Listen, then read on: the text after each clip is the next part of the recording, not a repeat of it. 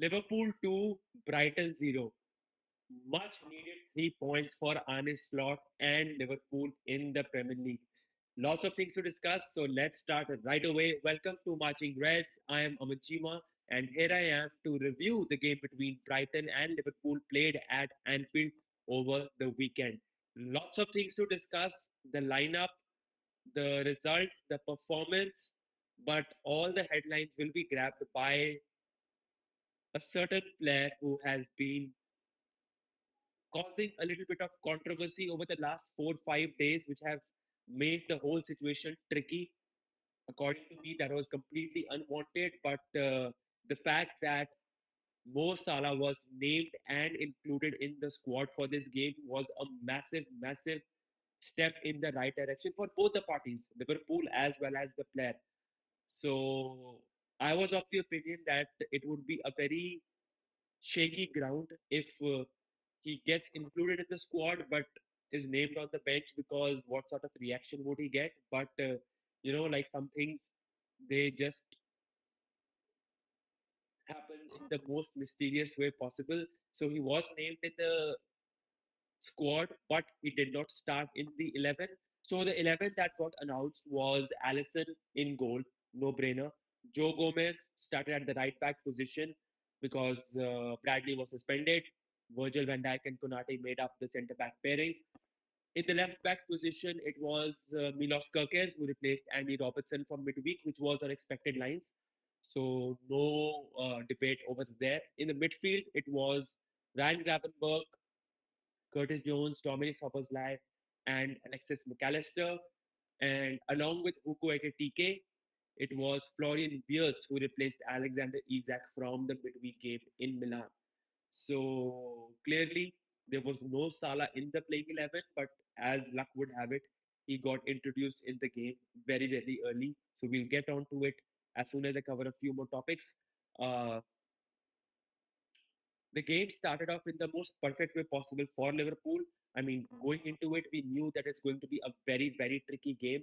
And if we can get in a goal early, that would at least calm down all the nerves of all the fans across the world, especially those who were in Anfield. And that's what we sort of forced our way to get in. I mean, Minte, who was trying to clear the ball from his own box, is not able to clear it properly. Joe Gomez gets his head on it, directs it towards Hugo Ekitike, who takes a touch and just puts it home.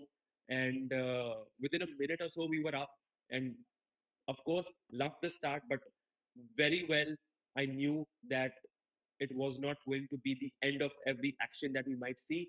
So 1-0 up in the first few minutes or so, and then we got an immediate scare when like Brighton sort of were advancing, and then Minte played a brilliant ball to Gomez, Brighton's Gomez, who was one-on-one with Allison. And when it's that situation, there's only one player coming clutch, and that is our number one, Allison Becker. So that was a scare that we sort of managed early on. But after that, it wasn't a boring game. I mean, the way Brighton built up and the way that we were controlling the ball, although possession was much more in Brighton's favor, but you could see both teams were creating good chances. Although I would like to say that the halftime score was 1-0, but clearly it did not look, if you just remove the scoreline from the top, but somehow it stayed 1-0. In the 30th minute or so, we saw, was it 30th minute or 20th minute? I don't remember exactly, but like Mo Salah was substituted for Joe Gomez, who got replaced.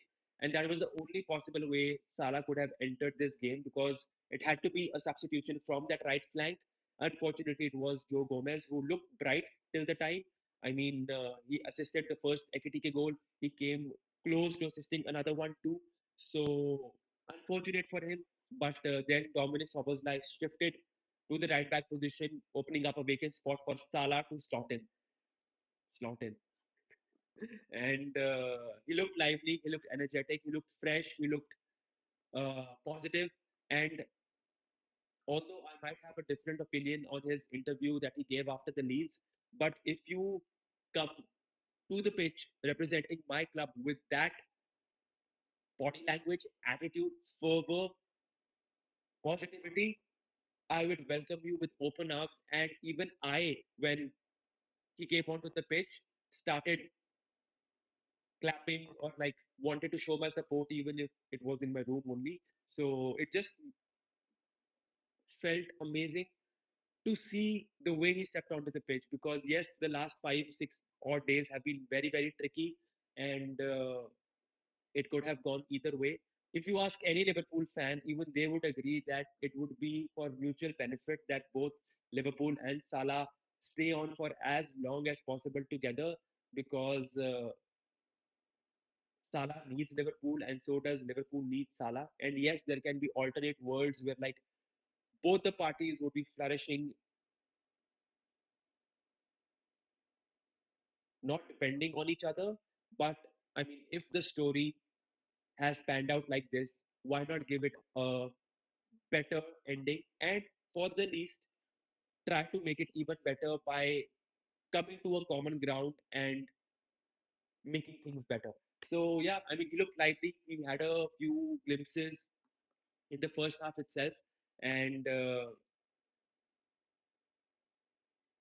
yeah, like the scoreline stayed 1-0, and I was a little bit surprised to see that scoreline at halftime because easily both teams could have scored more because they created more.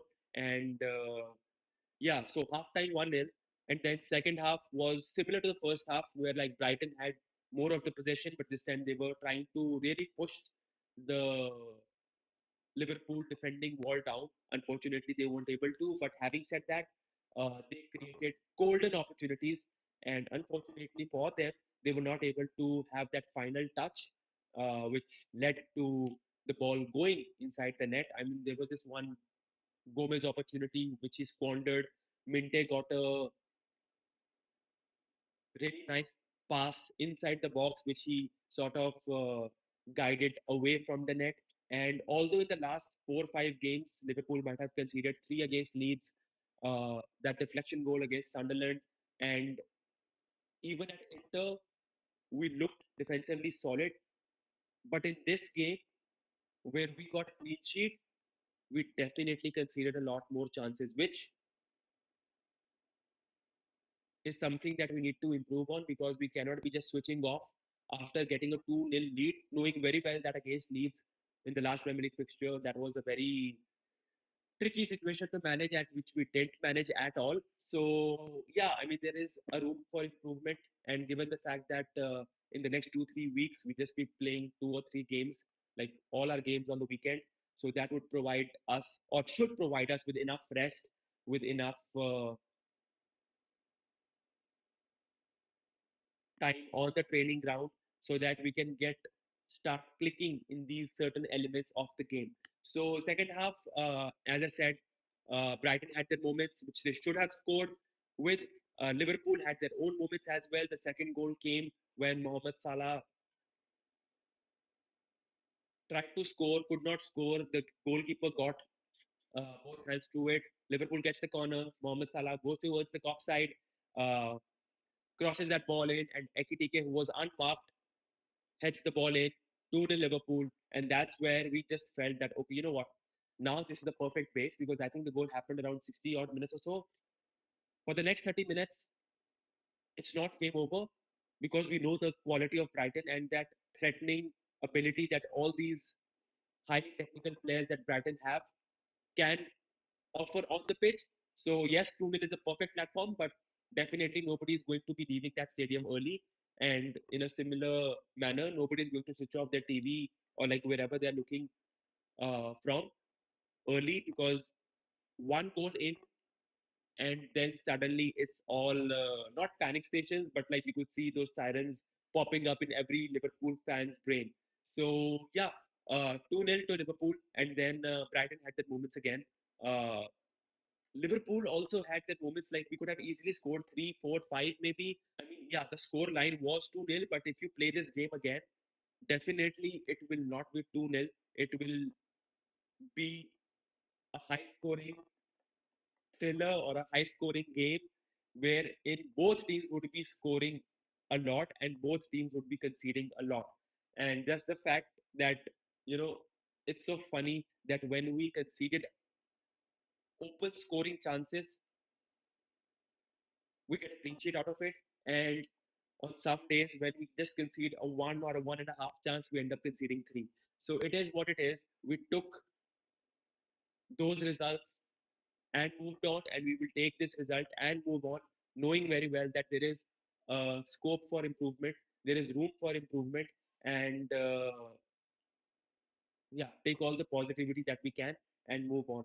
So, lastly, what I would like to touch on is that I mean, before that, I would say that everybody had a great performance. Like Allison looked really sharp. Joe Gomez, for however number of minutes he was on the pitch, he looked lively. Konate, apart from those one or two horrific tackles, looked sharp as well. Virgil van Dijk started giving high fives to Kirkes, which is a great sight to see, knowing how critical I am of him sort of shouting at Kirkes because he was still trying to get used to the system. Kirkes had a few good crunching tackles, made a solid performance. In the midfield, Gravenberg, McAllister looked good. Soboslai, who was also sort of injured when he came off. Yeah, we need to get players back in full fitness and match fit by the end of this coming week because clearly a lot of players can play in that position, but you would really like a player who has played all his life in that position to come on so that we can use a player like Sopozai, Curtis Jones, where they are more effective, which is in the midfield. Midfield, apart from I think I've discussed Gravenberg, McAllister, Sopozai, Florian Beards looked good. I mean, he still has to wait for his first goal, and so has to Alexander Isak. I really hope that he could have gotten in on the scoreboard today because yeah, like I just want him to score so that he feels good and so that he can start getting to his best confident himself. But you know what? Some things take time, and it's only those good things which need a little more time. So that is how I am looking at it. And lastly, I would like to touch on the Mohamed Salah reception that he got. First of all, coming onto the pitch, which was unexpected at the time that he came on, but he was welcomed with a thunderous applause by all the Anfield fans, including myself. And the fact that he stayed on a little longer after the final whistle, uh, clapping, taking it all in when the cop and Anfield was singing his name, sort of tapping the badge. And yes, is it his last game? Is it the final time that we're going to see him in a Liverpool jersey? I don't know. But that was a really nice moment because clearly we are not those kind of people who sort of start dividing the team between a player and a manager.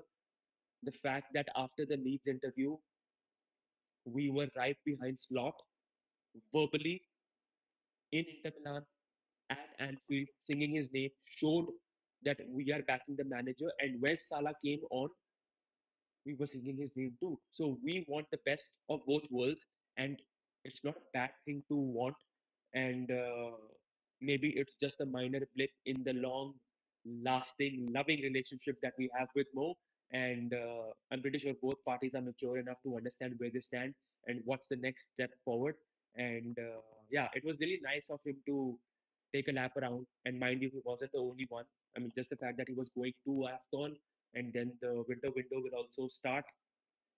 Lots of variables are up in the air, but if you want to look at it in a much more bigger way, be my guest. Let me know in the comment section how you felt, especially about that last reaction. But I'll just keep it simple.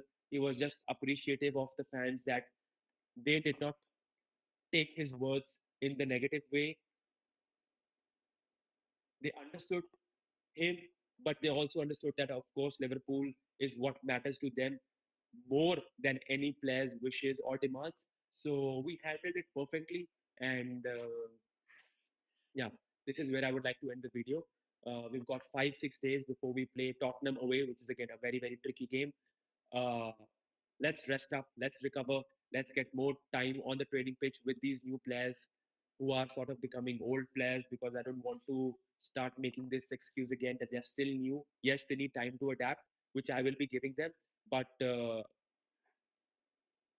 that prism through which some people might watch a Liverpool game, that these are new players, old players. I would be trying to eliminate that from my lines. So yeah, this was pretty much it, and nice to get a clean sheet at Anfield because that has not been something that we've been proud of in this season. And yeah, we move on. Let me know what you thought about Mo Salah not starting. Let me know what you thought about Mo Salah getting the reception that he got. Let me know your thoughts about the game. Did you see the game? I mean, if you didn't see the game, of course, you would expect that it's a very basic routine victory for Liverpool, but only people who saw it knew that it wasn't as normal as it seemed on paper. So if you've liked this video, let me know by liking this video and also subscribing to my channel. I'll see you very shortly. Till then, take care.